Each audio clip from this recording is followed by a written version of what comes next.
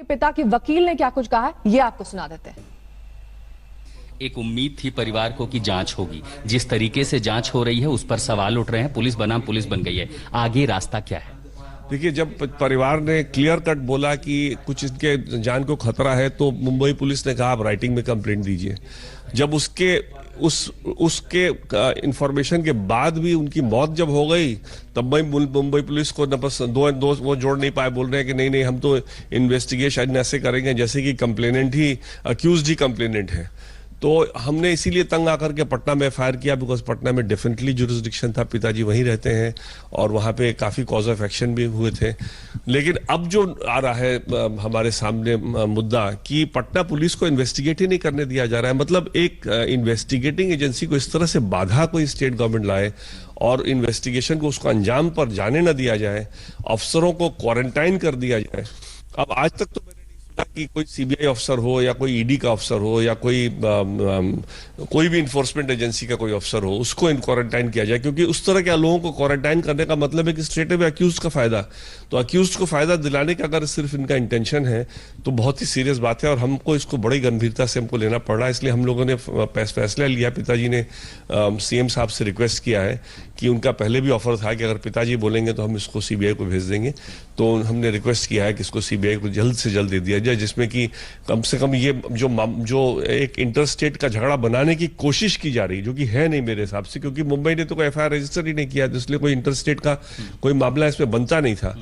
लेकिन अब जिस तरह से बाधा डाल रहे हैं वो बिहार पटना पुलिस पे इसको इन्वेस्टिगेट करने में, हमने रिक्वेस्ट किया है कि इसको जल्दी से जल्दी सीबीआई को दिया जाए, जिसमें कि सारे सच्चाई बिल्कुल सामने आए और जो भी इसमें गिल्टी हैं उन सबको सजा मिले। हमारे संवाददाता रोहित सिंह ने बिहार के डीजीपी गुप्तेश्वर पांडे से खास बातचीत की है। इस बातचीत के अंश आपको सुना देते हैं। सुशांत राजपूत केस में अब बिहार पुलिस ने बीएमसी कमिश्नर को पत्र लिखकर आपत्ति दर्ज कराई है। किस तरीके से विनय तिवारी को क्वारंटीन किया गया है। बिहार डीजीपी गुप्तेश्वर पांडे जी इस वक्त हमारे साथ है। सर, कल जैसे कि आपने कहा था कि विरोध पत्र लिखा जाएगा, विरोध पत्र लिखा चला गया, कल ही उनको प्राप्त भी हो गया। हम कह रहे हैं कि आपके रूल्स को हमने भी पढ़ा है। आप कहते हैं जो मुंबई में आएगा 14 दिन के लिए उसको होम आइसोलेशन में रखेंगे, ठीक है, लेकिन आप ही के इस नियम में एग्जम्पशन देने का भी प्रावधान है। वो तो पुलिस ऑफिसर है, ऑन ड्यूटी गया हुआ है। हमारे यहाँ देश भर के पुलिस अफसर आ रहे हैं। सीबीआई आज देश भर में रेड कर रही है। इनकम टैक्स के पदाधिकारी देश भर में रेड छापा डालते हैं। ईडी के पदाधिकारी देश भर में अनुसंधान करने के लिए जाते हैं और रेड छापा डालते हैं। तो क्या जो जहां जाएगा उसको वहीं पर क्वारंटीन कर लिया जाता है क्या? अभी झारखंड से 2 बहुत भयानक क्रिमिनल को झारखंड पुलिस के सहयोग से हम लोग पकड़ करके लाए हैं। अगर हमारी टीम गई और वहीं उनको क्वारंटीन कर लेते तब तो उन अभियुक्तों को हम नहीं पकड़ पाते, न ला पाते। पत्र में क्या मांग क्या की गई है? हमने कहा ये गलत है आपने जो किया है और आप उनको तुरंत वहां से मुक्त करिए। आप बंदी बना करके रखे हुए हैं, उसको हाउस अरेस्ट करके रखे हुए हैं, पूरा देश देख रहा है।